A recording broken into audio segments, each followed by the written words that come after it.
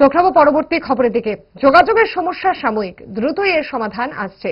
অবৈবাণী অমিত শাহের ত্রিপুরাকে করিডোর করে উত্তর পূর্বের বিশ্বকে মানচিত্রে তুলে ধরা হবে, আর সেই কাজটা খুব বেশি দিন পিছনে নেই। অমিত শাহের ইঙ্গিতপূর্ণ মন্তব্য, চলুন শুনে নিই।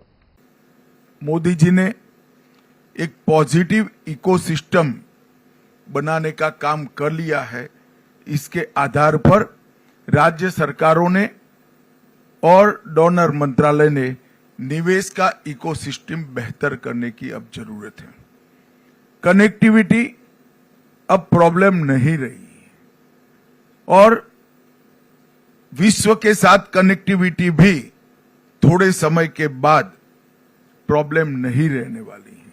बांग्लादेश के एन्क्लेव्स एक्सचेंज के बाद पूर्वोत्तर को दुनिया के साथ जोड़ने का हमारा लक्ष्य बहुत जल्दी समाप्त हो जाएगा।